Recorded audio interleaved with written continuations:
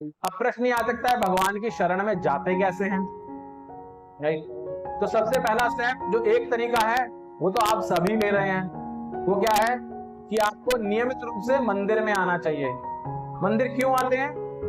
क्योंकि मंदिर आने से भगवान के विग्रहों के दर्शन करते ही हैं हम, लेकिन यहाँ सबसे इंपॉर्टेंट चीज एक होती है, आप भक्तों की संग करते हैं। भक्तों का संग करने का अर्थ ये नहीं होता कि आप नीचे प्रसाद ले रहे हैं तो वहां पे भक्त हैं उनके साथ में हमने प्रसाद ले लिया, हो गया संग।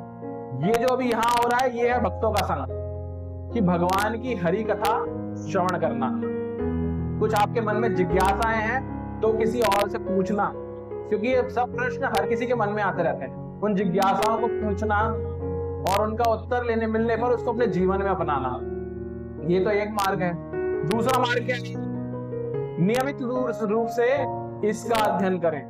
तो जैसे यहाँ पे आप श्रवण कर रहे हैं, आप ऐसा सोचें कि मैं एटलीस्ट एक श्लोक तो नित्य पढ़ूंगा, समझ में आए ना आए उससे कोई फर्क नहीं पड़ता। देख सकते हैं। तीसरा, नियमित रूप से, बहुत आसान चीज है, भगवान का नाम का उच्चारण करें। आप प्रतिदिन भगवान के नामों का उच्चारण करें। माला मंदिर में नीचे मिलती है, आपके पास नहीं है तो माला लेके जाएं। एटलीस्ट एक माला से शुरू करें, अगर एक करते हैं तो दो करें, जितनी आप करते हैं उससे बढ़ाने की कोशिश करें। प्रभुपाद जी ने हमें बताया कि कम से कम हमें 16 माला जपनी चाहिए, ऐसा प्रतिदिन हमें 16 करना चाहिए। जैसे कोरोना काल के अंदर हम मास्क लगा के निकलते थे ना घर से बाहर, तो ऐसे ही जगत के अंदर जो माया के अलग अलग प्रभाव हैं उनसे बचने के लिए जो मास्क है वो हमारे हरि नाम है, जो हम रोजाना सुबह करते हैं यहाँ पर मंदिर में, तो वो हमें करना चाहिए। चौथा बताते हैं कि हम प्रतिदिन सिर्फ कृष्ण प्रसादम लें। जो भगवान का ऑफर्ड भोग है, जो भगवान खा लेते हैं उसको भोग बोलते हैं, भगवान को जो लगाते हैं, जो आता है हमारे पास वो प्रसाद है, तो उसी को ग्रहण करें। आपके घर में भी अगर भगवान लड्डू गोपाल हैं या भगवान के विग्रह हैं तो आप उनको आंख बंद करके भोग लगाइए। विग्रह भी नहीं है तो फोटो तो होगा, फोटो को आंख बंद कर भोग लगाइए।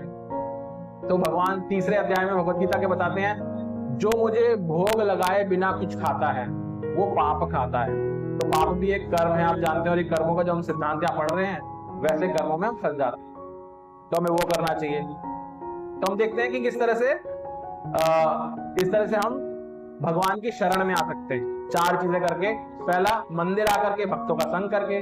दूसरा, भगवत गीता पढ़ के रेगुलरली। तीसरा, भगवान का नाम जप करके। और चौथा, कृष्ण प्रसाद पा करके।